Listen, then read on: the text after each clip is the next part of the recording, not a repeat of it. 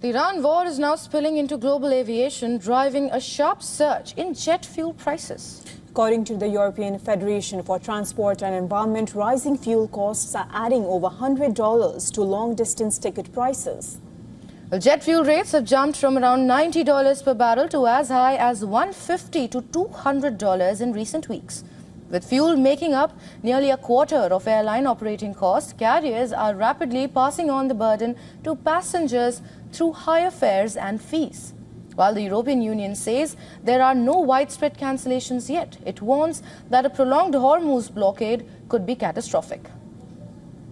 Without a return to permanent freedom of navigation, the consequences will be catastrophic, not only for Europe, but for the entire world. Airlines across Europe, North America and Asia are already cutting capacity and adjusting schedules. WestJet, a major Canadian airline, plans to reduce capacity by up to 6% by June, while United Airlines has trimmed its schedule by 5% over the next 6 months. At the same time, the EU is preparing emergency guidelines and pushing for alternatives like sustainable aviation fuel and increased imports from the United States. We are working on securing an alternative jet fuel supply for Europe, such as Type A jet fuel produced in the United States.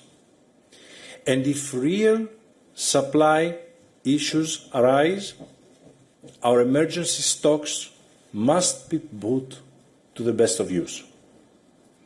Any national release of fuel must be done in full transparency to avoid market distortions.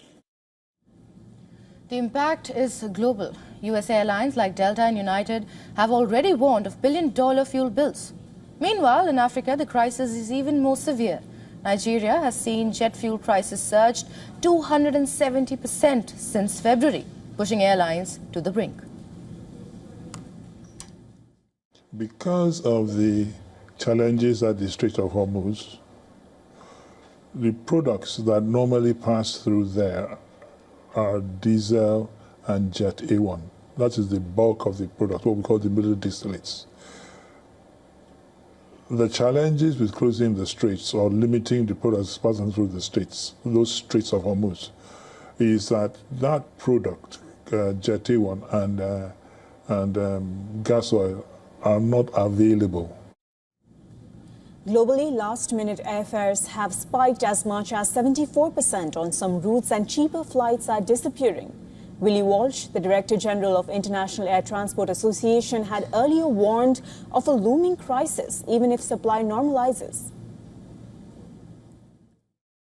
And if it were to reopen and remain open, I think it will still take a period of months to get back to where supply needs to be, given the disruption to the refining capacity in the Middle East, which is a critical part of the global supply of refined product, and not just jet fuel, for other products as well. So it will probably take months.